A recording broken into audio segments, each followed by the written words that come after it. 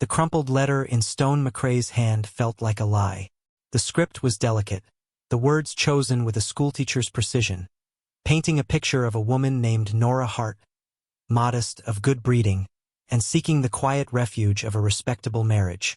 It spoke of a woman who would need protection, a gentle hand to guide her through the unforgiving Montana territory. It was a letter his father had arranged, a final, desperate attempt from beyond the grave to pull his broken son back into the world of the living. Stone had resisted, had argued with the memory of the old man, but the loneliness of the valley, vast and silent, had eventually worn him down. So he had agreed. He had sent the fare. He had waited. The woman who stepped off the stagecoach in dusty Harmony Creek was not the woman from the letter.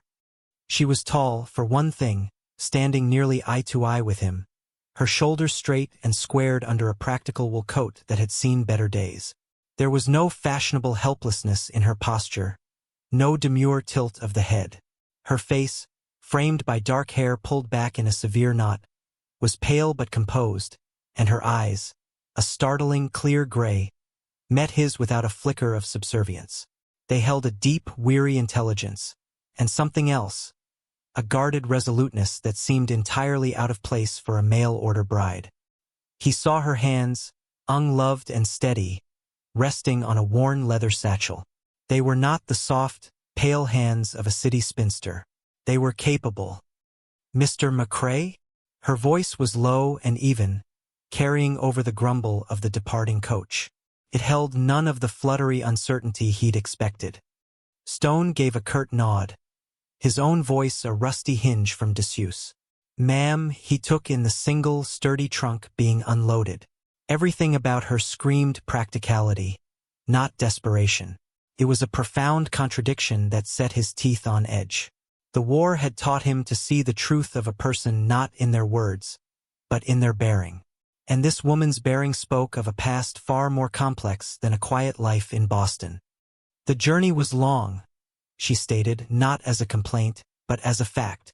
Her gaze swept past him, taking in the raw, timber-fronted town, the distant, snow-dusted peaks of the Bridger Mountains, and finally, the hard-bitten set of his own jaw. "This is a formidable land," he grunted, shifting his weight. The cold air bit at the scarred tissue on his left side, a constant, dull ache that was more memory than pain. "It has its ways of weeding folks out." It was a warning, a test. He expected her to shrink from it. She didn't. Instead, a flicker of something, not fear, but perhaps grim understanding, crossed her features. "I am not easily weeded, Mr. McCrae." The ride back to the homestead was a study in silence. The wagon wheels groaned over the rutted track, and the vast, empty sky pressed down on them. Stone kept his eyes on the rumps of his mules, his mind churning. He was a man who had sought solitude as a penance. He'd inherited this ranch, this isolation, after the war had scoured him clean of any desire for company. His father's meddling had been an intrusion, but he'd braced himself for a fragile companion he could mostly ignore. This woman, Nora Hart, was not ignorable. She was a presence, solid and unervingly self-contained. He could feel her watching him, her gaze analytical, as if she were measuring him for a coffin or a crown. The homestead came into view as they crested the last rise. A sturdy log cabin, a larger barn, and corrals, all nestled in a valley carved by a creek that ran silver in the pale afternoon light. It was his sanctuary, the one place the ghosts of Shiloh and Antietam sometimes quieted their screaming. Bringing her here felt like a violation. He pulled the wagon to a halt near the cabin. "This is it." Nora surveyed the property, her expression unreadable. She noted the well-maintained fences, the solid construction of the barn, the way the cabin was sited to defend against the wind and provide a clear line of sight down the valley. "You built this yourself," another statement, not a question. "My father and I," he corrected, his tone clipped.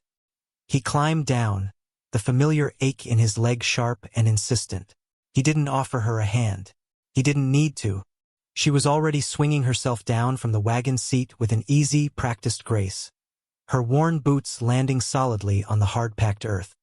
She turned to face him, the vast, lonely landscape at her back. The wind whipped a loose strand of hair across her face, but she didn't seem to notice. "Mr. McCrae," she began, her voice firm, "I believe we should speak plainly. The woman described in that letter, she does not exist. She was a fiction created to secure passage away from a place I could no longer abide. My name is Nora Hart, that much is true. But I am not here seeking a husband in the traditional sense. I am seeking refuge. I can cook, clean, mend, and I can learn whatever else is required. I can shoot, though I am not an expert. I will earn my keep, and I will not be a burden. I ask only for a trial period. Give me 1 month. If at the end of that month you find my presence intolerable, I will take my leave and you will owe me nothing."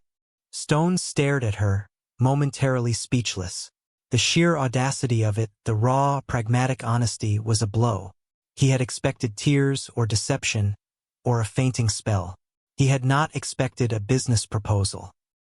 He looked from her determined face to the letter still clutched in his fist, its delicate script a mockery. He saw the truth then. This wasn't a woman running to something. She was a woman running from something. Something that had stripped away all artifice and left only this core of unyielding steel. He knew that kind of running. He did it himself every single night in his dreams. A deep, unfamiliar instinct stirred within him. Not pity, but a flicker of kinship. He was a broken man who wanted only to be left alone. She was an outcast seeking a place to disappear.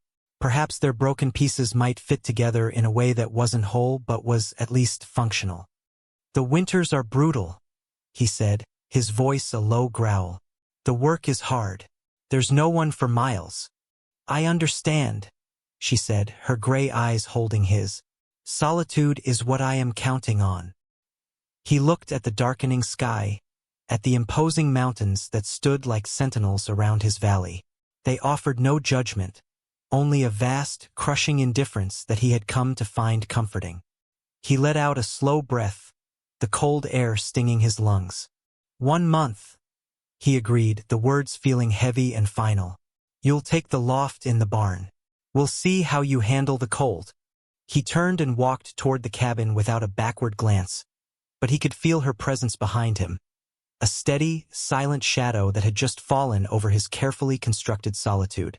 The quiet of his valley had been broken, not by the fragile creature he had dreaded, but by a storm he had never seen coming.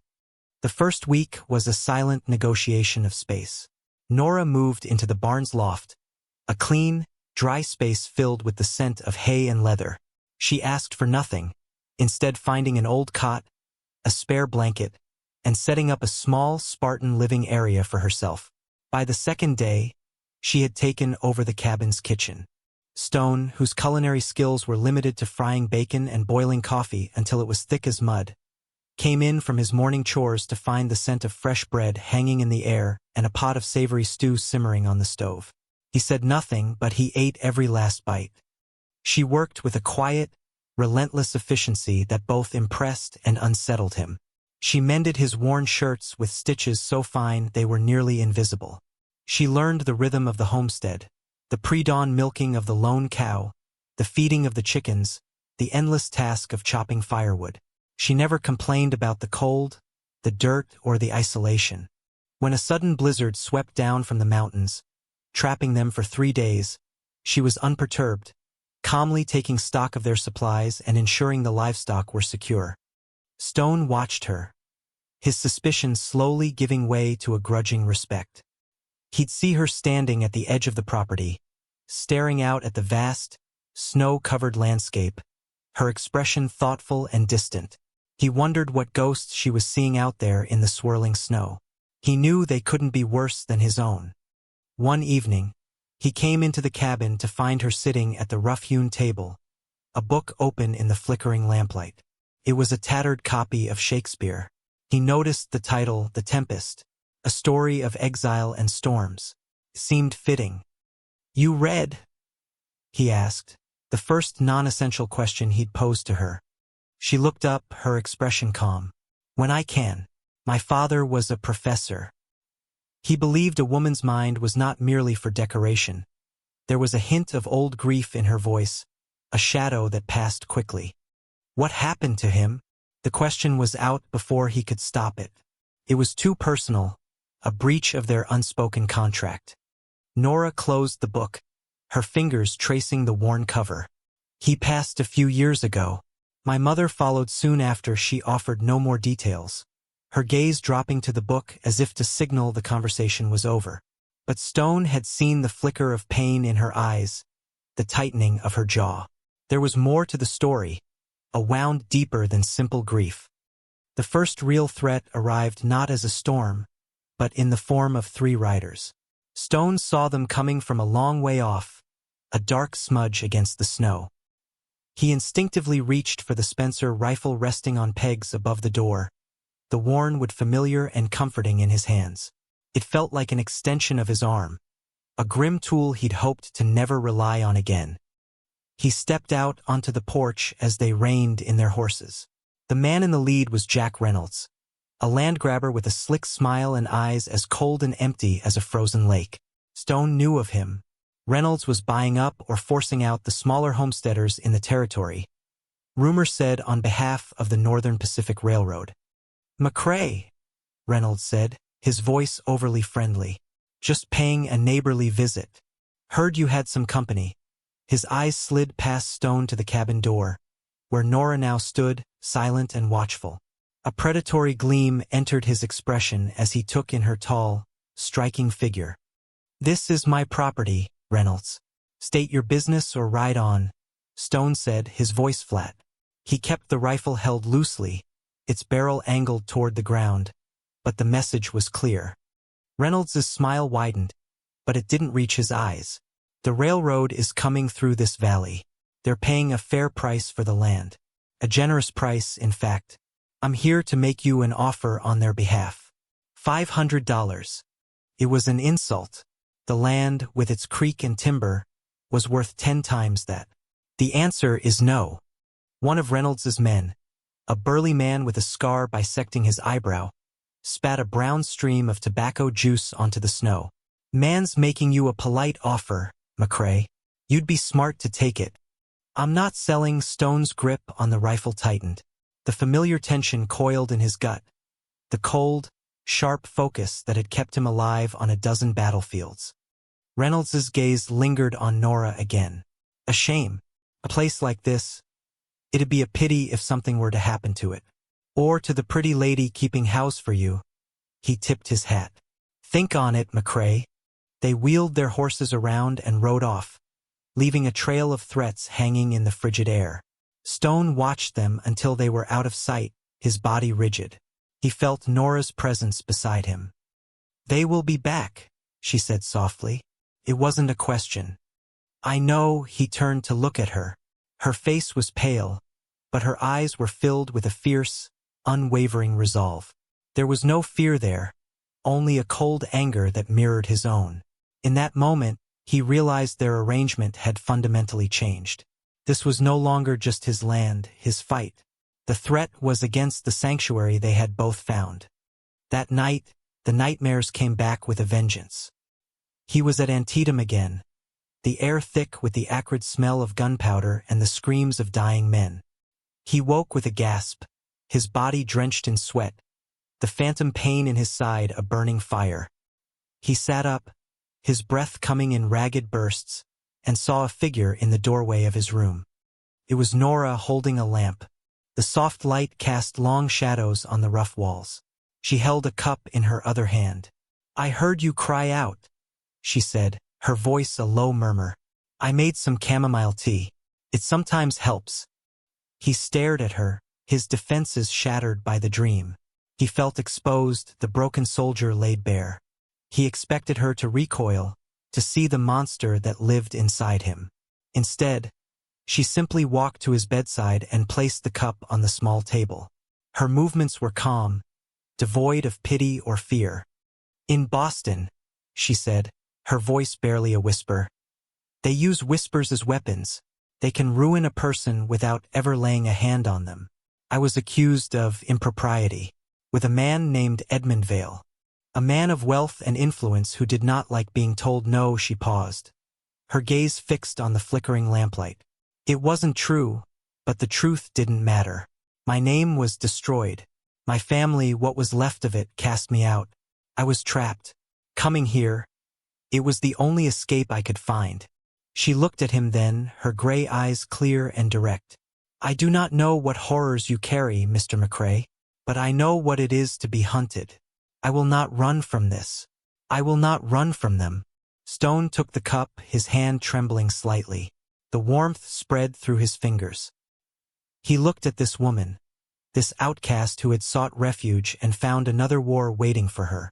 He had thought her an intruder, a complication. He saw now that she was an ally. Her fight for dignity and his fight for peace had converged in this isolated valley. Stone, he said, his voice hoarse. My name is Stone. A small, sad smile touched her lips. Nora. He drank the tea. It was warm and soothing.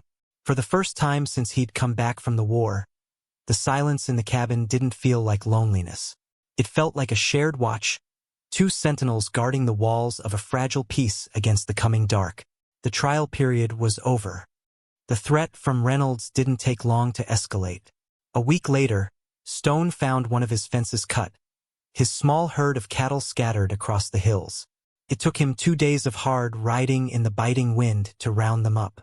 It was a message, a petty act of harassment designed to wear him down.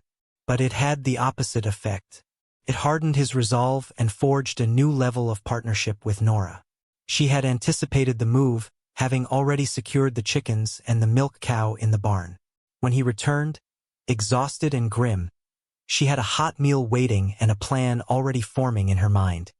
This is how men like Reynolds operate, she said, her voice sharp with an intelligence he was coming to admire greatly. They apply pressure in increments like a slowly tightening vice. They want you to feel isolated, to believe you are alone and that resistance is futile. I am alone, Stone countered, the old habit of solitude dying hard. No, she said, meeting his gaze across the table. You are not. Her words hung in the air, simple and profound. He had spent years cultivating his isolation, believing it was the only way to keep his demons contained. But Nora wasn't afraid of his demons. She had simply moved in alongside them, as if they were just another part of the unforgiving landscape to be navigated. Their days took on a new rhythm, one of vigilance and preparation. They worked together to reinforce the corral, to board up a vulnerable window on the barn's north side. He taught her how to properly load and fire the Spencer, her hands quick and steady as she learned the mechanism. She, in turn, began mapping the valley, her methodical mind identifying strategic vantage points, escape routes, and areas of dense cover. She was not just a helper, she was a strategist. Their quiet alliance was tested when news came from town. Tom Pike, the gruff but decent owner of the general store, brought it with their monthly supplies. It's the Turner family, he said, his face grim as he unloaded sacks of flour. Reynolds's men paid them a visit, tried to run them off their homestead up on the North Ridge. William Turner stood up to them. They beat him badly, broke his arm. Stone felt a cold fury settle in his chest. The Turners were good people, a young couple with 2 small children, trying to scratch a life out of the hard soil. They were vulnerable and easy target. And Marshal Jenkins? Stone asked, his voice tight. Tom snorted in disgust. The Marshal? He's investigating, we all know what that means. The railroad's money flows deep in this territory. Jenkins won't cross them. Later that evening, as the fire crackled in the hearth, Nora looked at him, her face etched with concern. We have to help them, Stone. He had been thinking the same thing, and the realization disturbed him. For years, his only goal had been to protect the borders of his own land, his own mind. The thought of extending that protection to others, of willingly inviting more trouble, went against every instinct he had honed since the war. But looking at Nora, at the fierce compassion in her eyes, he felt that protective wall begin to crumble. She had brought more than just order and warm meals to his home. She had brought a sense of conscience he thought he had buried for good. Riding up there is asking for a fight, he said, testing her. Then we will be prepared for one, she replied without hesitation. Men like Reynolds and Vale count on good people doing nothing. They thrive on fear and isolation. If we let them pick us off one by one, this valley is lost. The next morning, they loaded the wagon not just with supplies from their own stores, a sack of potatoes, smoked bacon, and jars of Nora's preserves, but also with 2 rifles and a box of ammunition. The ride to the Turner homestead was tense, the landscape feeling more hostile than it had before. Every shadow in the pines seemed to hold a threat. They found the Turner place in a state of disarray. William Turner sat on his porch, his arm in a crude sling, his face a mask of pain and humiliation. His wife, Ruth, her eyes red-rimmed but defiant, held a shotgun with a familiarity that spoke of desperation. When they saw Stone and Nora pull up, the suspicion in their eyes was quickly replaced by a wave of relief. Nora went immediately to Ruth, her voice calm and soothing as she offered the supplies and began to check on William's injuries. Stone stood with William, the 2 men sharing a silent understanding of violated territory. They said they'd be back to finish the job, William mumbled, his voice hoarse. Said the land was already sold. They're liars, Stone said simply. He spent the rest of the day helping William repair his broken fence line, his movements economical and purposeful. It was a simple act, but it was a declaration. An attack on one homesteader was now an attack on all of them. As they prepared to leave at dusk, Ruth Bennett pressed a small, crudely carved wooden bird into Nora's hand. "Thank you," she whispered, her voice thick with emotion. We thought we were alone." Driving back to their own valley, a new, unfamiliar feeling settled in Stone's chest. It wasn't peace, not yet. It was purpose. He looked over at Nora, her profile serene in the fading light, the wooden bird clutched in her hand. She had drawn him out of his fortress, not by force, but by the quiet strength of her own character. She had reminded him that a man could not live behind walls forever.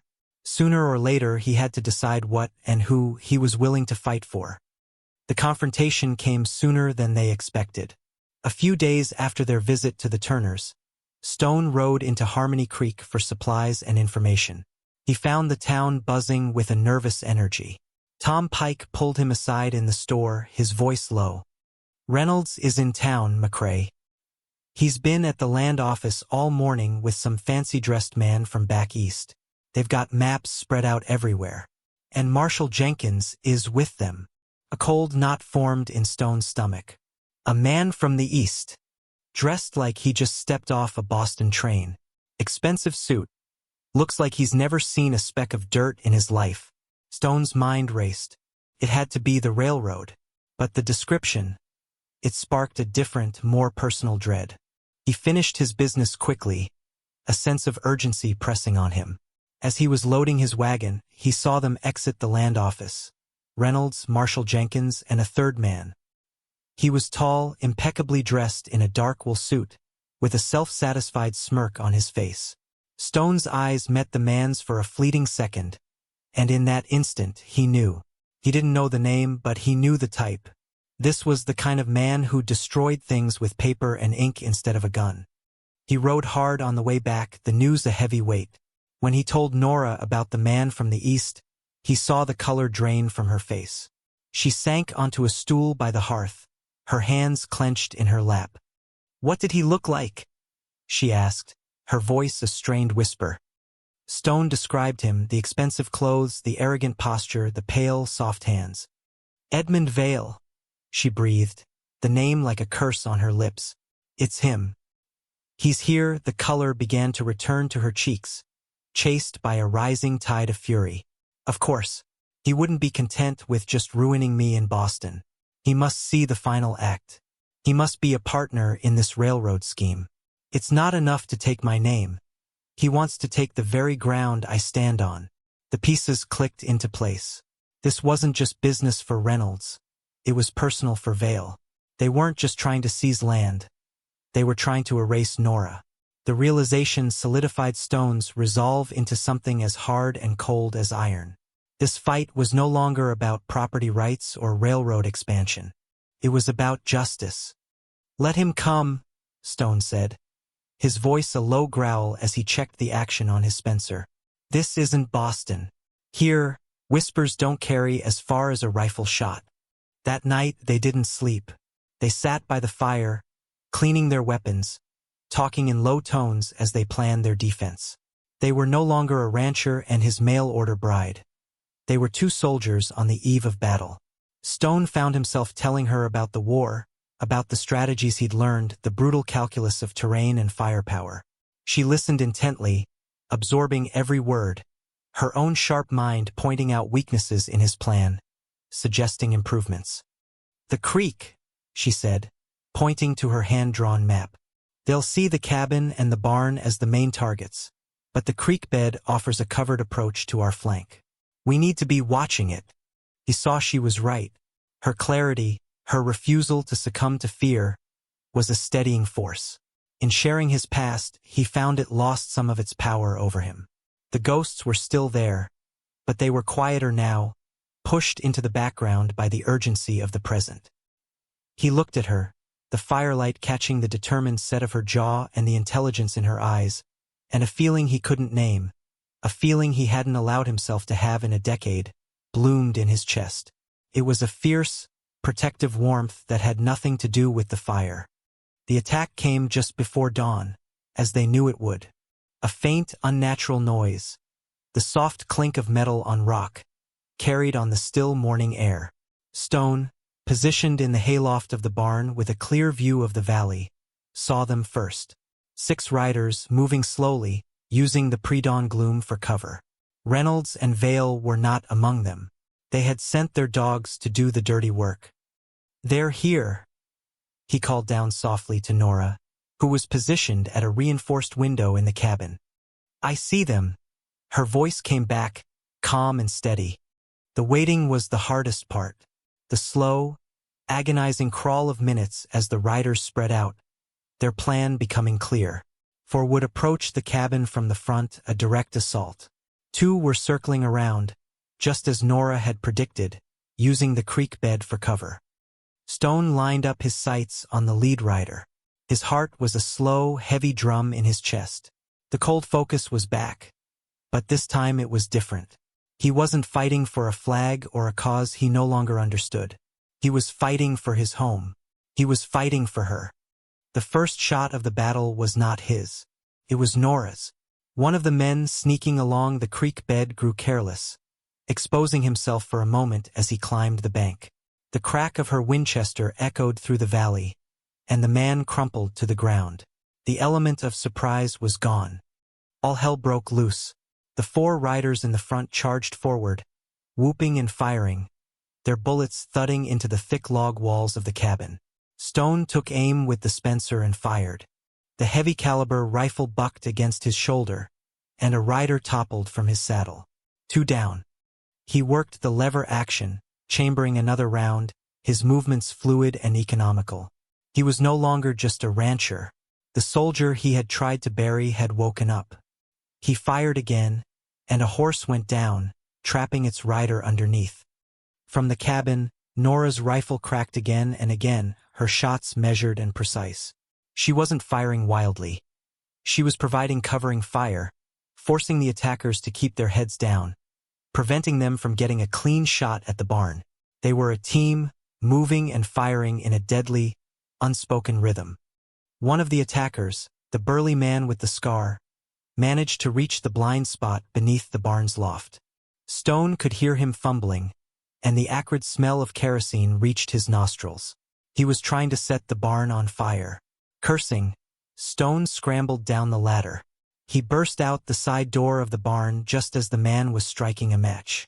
The man looked up, his eyes wide with surprise. He never had a chance to react. Stone's fist, hardened by years of ranch work, connected with his jaw with a sickening crunch. The man went down in a heap. Suddenly, a shot zinged past Stone's head, kicking up a spray of dirt. The last conscious attacker, the one whose horse had been shot, was on his feet and firing. Stone dove for cover behind a water trough as bullets splintered the wood above him. He was pinned down, his Spencer just out of reach. He drew the Colt from his hip, the range too great for an accurate shot. Then, the firing from the attacker's position stopped abruptly. There was a choked cry, followed by silence. Stone peered over the edge of the trough. The man was on the ground, a dark stain spreading across his chest. Standing a few yards away, near the corner of the cabin, was Nora. She held her Winchester, a thin curl of smoke rising from its barrel. Her face was pale, but her hands were rock steady. She had left the safety of the cabin to save him. The silence that descended was absolute, broken only by the whimpering of the wounded man and the soft sigh of the wind. It was over. Stone slowly got to his feet, his ears ringing. He walked over to Nora.